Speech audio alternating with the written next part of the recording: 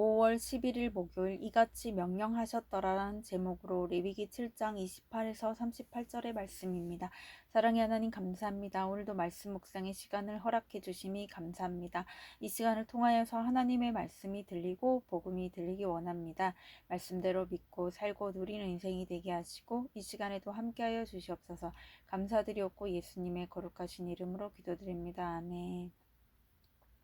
본문의 말씀입니다. 여호와께서 모세에게 말씀하여 이르시되 이스라엘 자손에게 말하여 이르라. 화목 제물을 여호와께 드리려는 자는 그 화목 제물 중에서 그의 예물을 여호와께 가져오되 여호와의 화제물은 그 사람이 자기 손으로 가져올지니 곧 그 제물의 기름과 가슴을 가져올 것이요 제사장은 그 가슴을 여호와 앞에 흔들어 요제를 삼고 그 기름은 제단 위에서 불사를 것이며 가슴은 아론과 그의 자손에게 돌릴 것이며 또 너희는 그 화목 제물의 오른쪽 뒷다리를 제사장에게 주어 거제를 삼을지니 아론의 자손 중에서 화목 제물의 피와 기름을 드리는 자는 그 오른쪽 뒷다리를 자기의 소득으로 삼을 것이니라. 내가 이스라엘 자손의 화목 제물 중에서 그 흔든 가슴과 든 뒷다리를 가져다가 제사장 아론과 그의 자손에게 주었나니 이는 이스라엘 자손에게 받을 영원한 소득이니라. 이는 여호와의 화제물 중에서 아론에게 돌릴 것과 그의 아들들에게 돌릴 것이니 그들을 세워 여호와의 제사장의 직분을 행하게 한 날 곧 그들에게 기름 부은 날에 여호와께서 명령하사 이스라엘 자손 중에서 그들에게 돌리게 하신 것이라. 대대로 영원히 받을 소득이니라. 이는 번제와 소제와 속죄제와 속건제와 위임식과 화목제의 규례라. 여호와께서 시내 광야에서 이스라엘 자손에게 그 예물을 여호와께 드리라 명령하신 날에 시내산에서 이같이 모세에게 명령하셨더라. 아멘. 도움말입니다. 요제는 제물을 앞뒤로 흔들어 바치는 제사입니다. 본문 요약입니다. 화목제를 드리는 자는 그 제물을 자기 손으로 직접 가져와야 합니다. 제물의 가슴과 뒷다리는 각각 요제와 거제로 하나님께 드린 다음 제사장의 소득으로 주어야 합니다. 이와 같이 하나님은 여러 제사의 규례를 시내 산에서 모세에게 명령하십니다. 오늘의 중보기도입니다. 위정자들이 서로 편가르는 일을 멈추고 전적으로 오르신 하나님의 말씀에 귀 기울이게 하옵소서. 아멘. 본문의 설입니다. 첫 번째, 자기 손으로 가져오라. 28에서 33절의 내용입니다. 어떤 제사든 그 제물은 제사를 드리는 사람이 직접 가지고 와야 합니다. 그런데 하나님은 유독 화목제의 규례를 말씀하시면서 자기 손으로 가져오라고 강조하십니다. 화목제는 의무로 드리는 번제나 속죄제, 속건제와 달리 자원하여 드리는 제사이기에 이는 자신이 손수, 하나님께 드린다는 예배자의 태도를 지키라는 뜻입니다.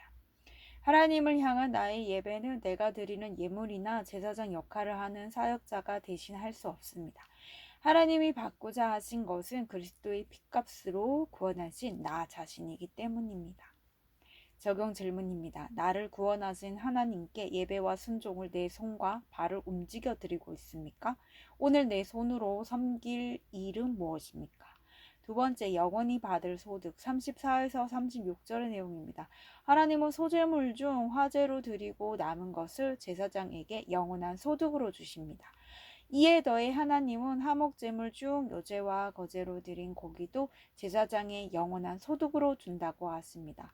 이 규례를 제사장이 임직되는 날 명령하셔서 그가 제사장의 직분에 온전히 헌신할 수 있도록 도우십니다. 하나님이 죄 가운데 있던 나를 불러 거룩한 자녀가 되게 하신 목적은 나를 거룩하게 하시기 위함입니다. 이 목적대로 살 때 주님이 내 삶을 영원히 받을 소득으로 채우십니다. 적용 질문입니다. 나는 요즘 무엇을 인생의 목적에 두고 있습니까? 내가 온전히 헌신해야 할 거룩한 적용은 무엇입니까? 세 번째, 이같이 명령하신 규례 37에서 38절의 내용입니다. 6장 9절부터 이어진 제사장이 제사 드릴 때 행할 규례는 그것이 특정한 날, 특정한 장소에서 여호와께 모세에게 명령하신 것임을 상기시키며 일단락됩니다. 기록된 규례를 읽는 사람은 그 내용을 자기 생각대로 판단하기 쉽습니다. 하지만 우리는 그 내용을 판단하기 전에 하나님이 이 모든 명령을 구체적인 상황에서 직접 말씀하셨다는 사실을 기억해야 합니다. 하나님의 규례를 모든 사람의 판단보다 위에 두어야 하는 것은 그것을 말씀하신 분이 만물보다 크신 창조주이시기 때문입니다.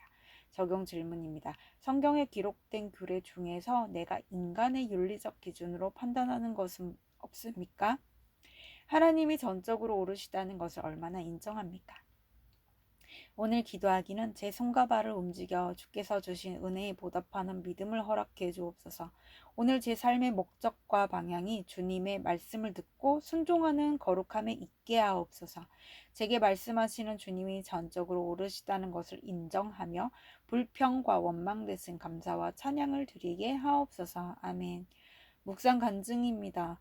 주때 없는 내가 할 일이란 제목으로 조승현님의 말씀 적용글입니다. 저는 자기 주관이 없고 귀가 얇아 사람들의 말을 쉽게 받아들이곤 했습니다. 그런 저와 성격이 반대인 아내는 매사에 신중하고 한 번 결정하면 바꾸기를 싫어해서 서로 갈등이 많았습니다. 그렇게 소통이 안 되던 저희 부부는 한 교회 공동체에 속해 말씀으로 각자 자기 죄를 보면서 관계가 회복되었습니다. 그리고 몇 년 후 하나님은 딸의 조울증 사건으로 제게 찾아오셨습니다. 청년부 국내 아우리치를 앞두고 불안 증세가 심해진 딸은 기저질환이 있는 엄마의 약을 과다 복용했습니다. 당시 코로나19가 한창 확산하던 때라 응급실에 자리가 부족해 저는 딸을 데리고 여러 병원을 전전했습니다. 그러다 딸은 3시간 만에 겨우 치료를 받을 수 있었습니다. 병원에서도 이렇게 많은 약을 먹은 환자는 처음이라고 하여 걱정을 많이 했지만 하나님의 은혜와 공동체의 기도로 딸은 사흘 만에 퇴원할 수 있었습니다. 하지만 퇴원한 후에도 딸은 불안이 가라앉지 않아 아우리치를 갈지 말지 계속 갈등했습니다. 저와 아내는 딸이 아우리치에 가서 주님을 인격적으로 만나기를 계속 기도하며 권면했는데 그럴수록 딸은 더 반발심을 가졌습니다. 이런 제게 공동체에서는 문제 해결만 바라지 말고 먼저 말씀으로 해석해야 한다고 이야기해 주었습니다.